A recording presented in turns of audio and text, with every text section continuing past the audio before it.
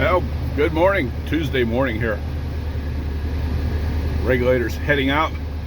The train just came in. He pulled down, and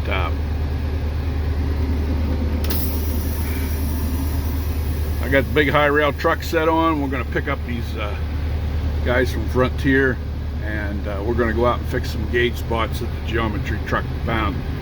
We don't have very many of them, just a few, but we're going to get them fixed up. So that's today's. We got big rains last night. Big rains. All right, we'll be back.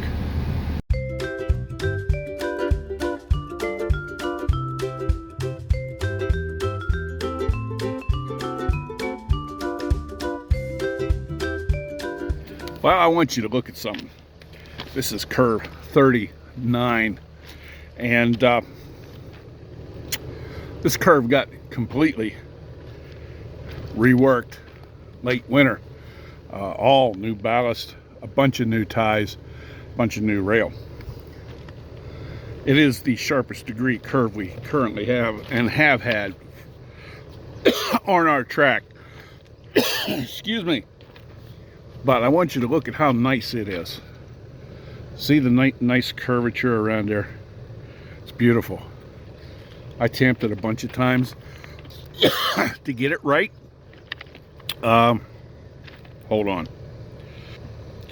Yeah, and since we reworked the curve, the train operators are very happy with it. Rides really nice. There's no cross level differences. There's a little over about, I think, 3 3.25 inch of super elevation in it, and it's holding up really nice, and it looks beautiful. And I think you can see with your eye there's nothing wrong with it. However, the geometry report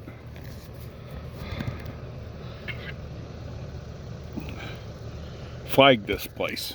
See that? Right of line 62, left of line 62, warp 62, left of line 62, and right of line 62. Okay? That's for this curve. The first part of it's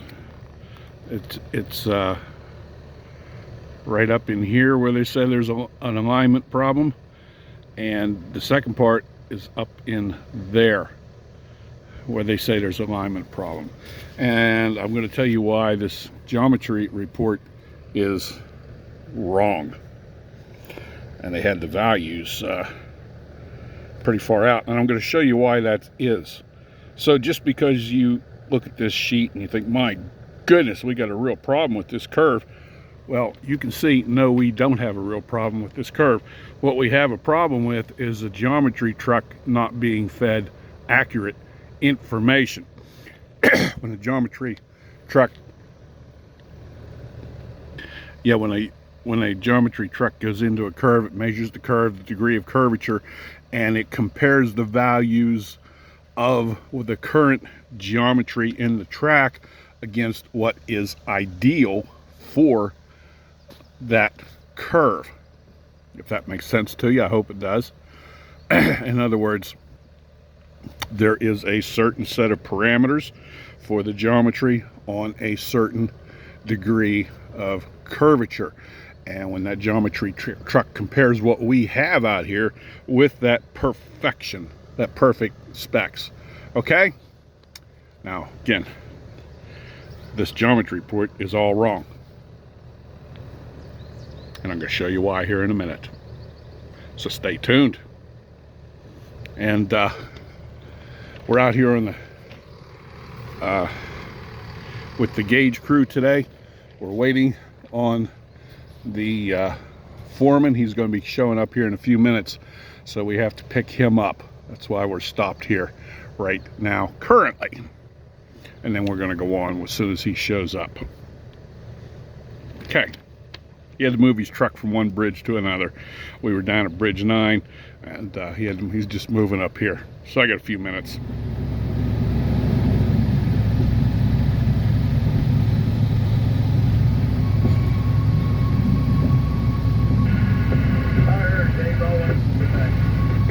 See how nice this is? nice it rides. Really nice.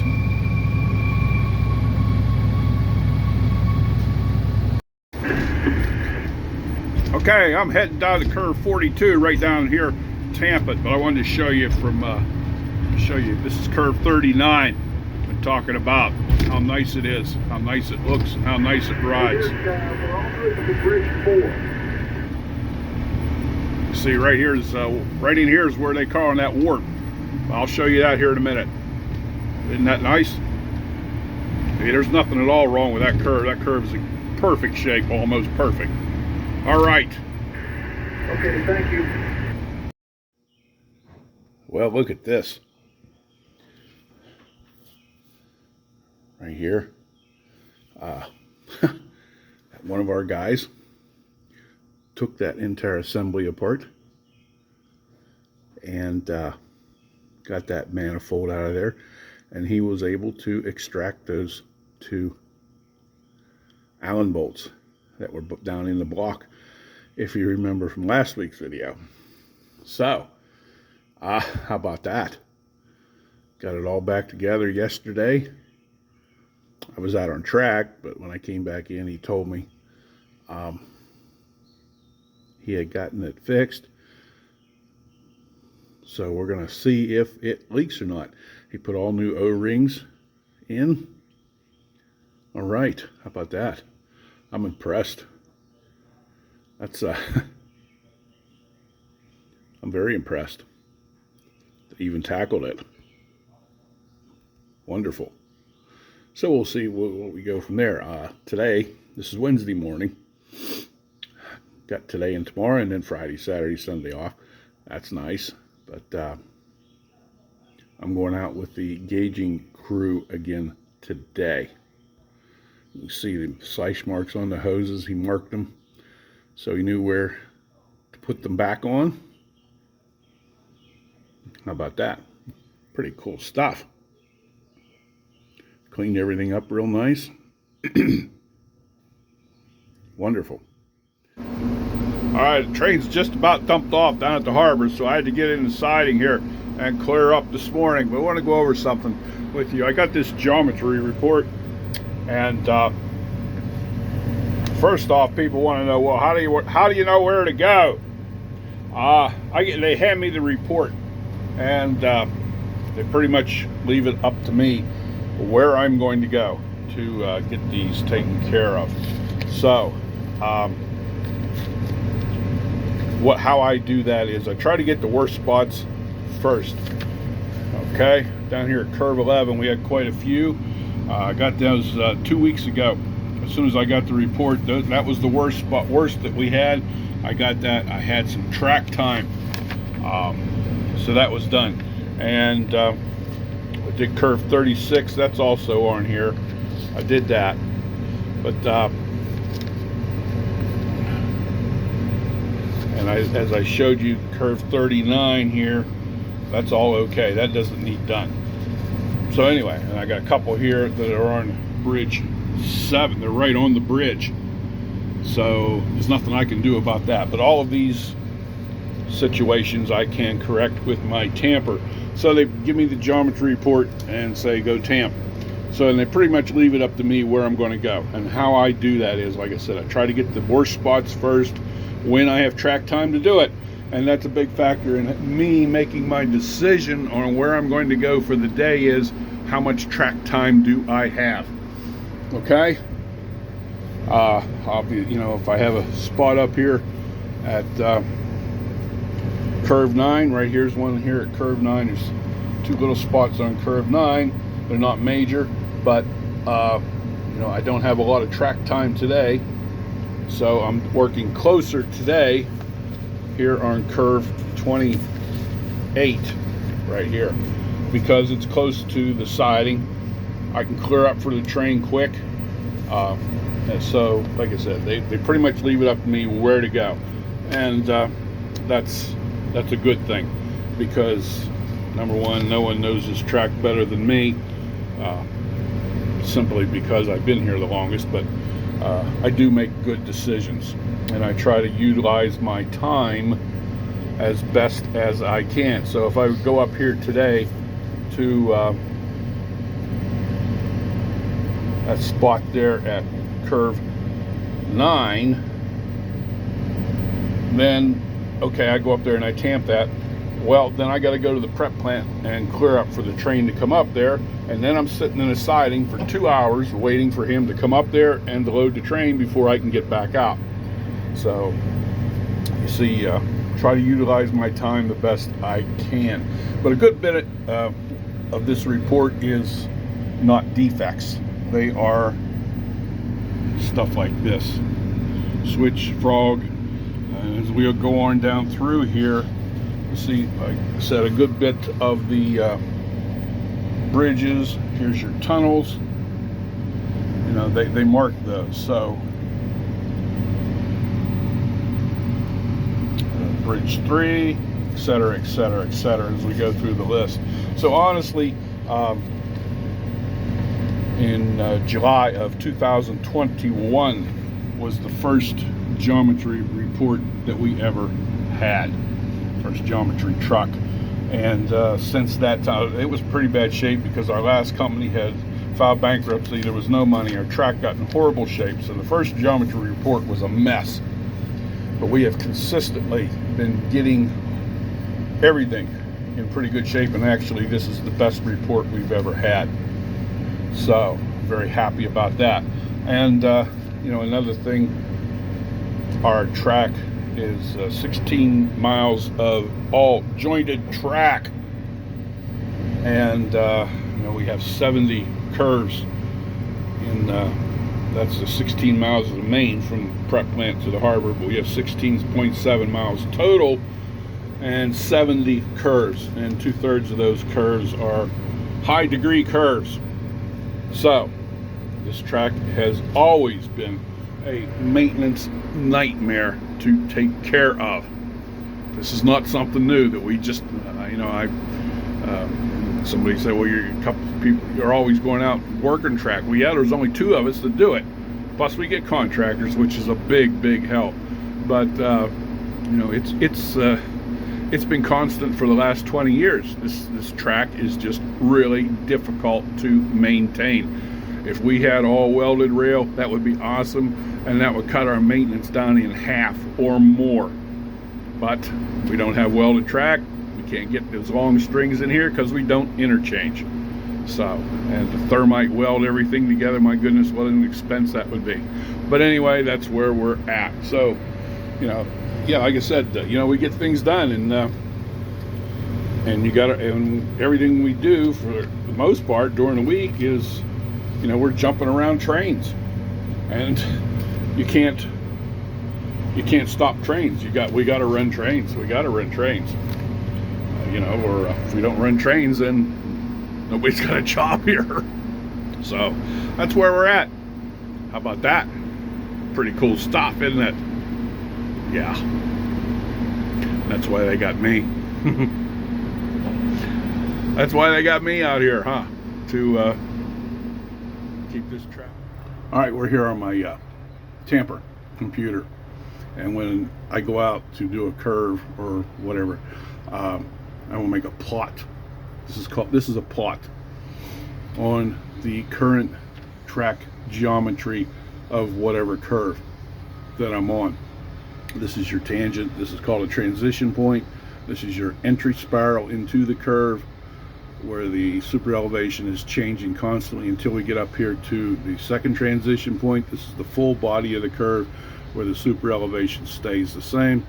Your third transition point, where it starts on the exit spiral where the super elevation is taken out, down to the fourth transition point, tangent, where there is no super elevation. So that's what a typical curve looks like. Each of these white dots represent 5 linear feet in the track. Okay, once I make my plot, then I can enter my super elevation that I want for that curve. All right, so this is I wanted to show you, this is a typical, this is called a bell graph. This is a typical plot. Okay, now I want to show you what's going on with curve 39. We'll be right back till I bring it up.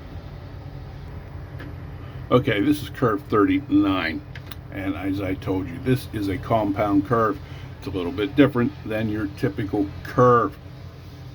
All right, and this plot was taken before I tamped it.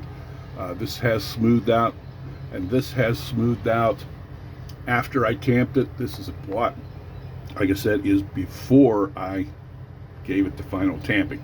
And you saw in the last clip how nice and smooth that is all around there. Okay, hold on. Okay, let me refresh your memory here.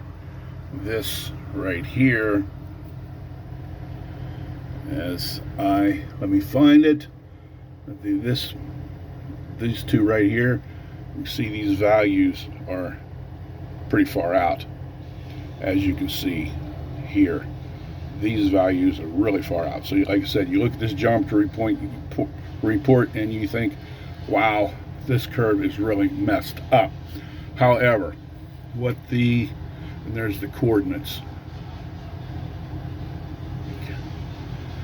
Okay, however, what the geometry truck drivers did not know is that this is a compound curve. It's not the typical curve that we have here on the track.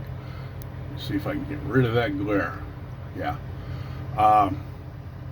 They sent me with that geometry truck that day, I could have told them this was a compound curve, and they could have made an adjustment in your geometry truck. However, they sent somebody who didn't know much about the track, but that day that the geometry truck was here, also we were pulling curve 36 over, and I had to be there at curve 36 on the tamper. So it's not really anybody's fault that I didn't go with them. I have gone with them in the past, but that's why I didn't go with them on this day to tell them. Okay, and I never gave it a thought. But anyway, I was so wrapped up in pulling curve 36 over, I just here, I want you to see this. This part of the curve. Now, I have never done a video yet on the different types of curves, so we're not getting involved in this. This compound curve simply, basically said it's a curve within a curve. That's what a compound curve is. And someday I'll do a better video on the different types of curves. This part of the curve is a 10-degree curve. Okay, and then this part is a 16-degree curve. So that's why you have a compound curve. But as you saw in the picture, it's nice and smooth, the final product. When I told you they reworked this entire track, they should have pulled it over with an excavator to line it a lot better, and it would have probably come out as a typical curve, but it didn't. So I had to do what I could do, and over time I will continue to push this out so it's more of, and pull this down so it's more of a single curve instead of a compound curve. But this compound curve is what we got right now.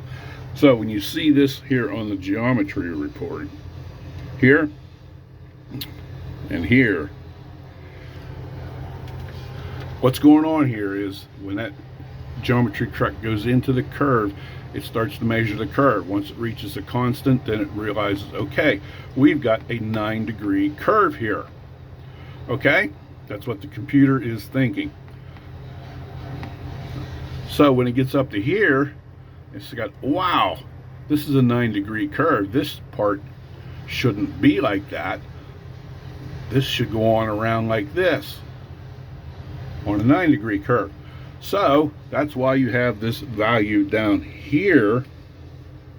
Where are we at?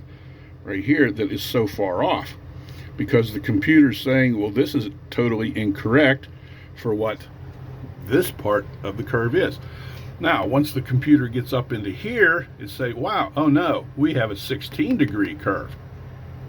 Okay? And it says, well, back here, this is all screwed up. This shouldn't be, this isn't right. It should be more like this. So this value is messed up. So the computer's all confused. First it thinks it's a 9-degree curve, then it thinks it's a 16-degree curve, and that's why you have the different values here on your geometry report, because the computer is confused. Can you imagine a computer being confused? But that's what's going on. So this is important information for people in the future here to watch this and understand what's going on with this report. There's nothing wrong here, but the computer got confused. Now you see this warp 62? Okay, that part is right through here. Again, the computer's confused because this shouldn't be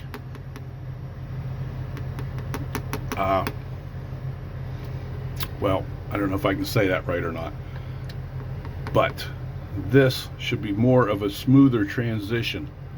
Okay, so it's saying that the track is warped, and I did a video on what the difference between track warp and track twist is. Actually, the warp is if it was going to say anything, it should have said twist, but for lack of a better term, there's only so many terms that computer has in its system to be able to use.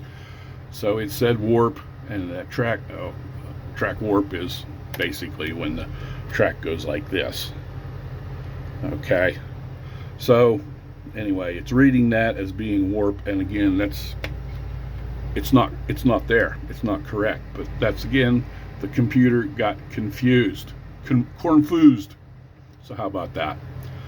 So that we kind of learned something here today, didn't we? How about that? All right.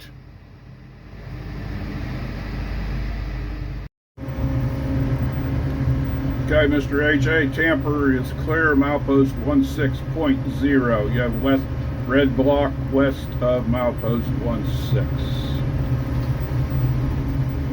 10-4, thank you, Dave. Main trip, backing up. Okay, we're on a roll. Train pulled down, let me out. Said he's backing up there to dump it off. Then he's heading back to the mine. Prep plant is running fantastic this morning. They're up over 1,000 ton an hour. That's awesome, awesome, awesome.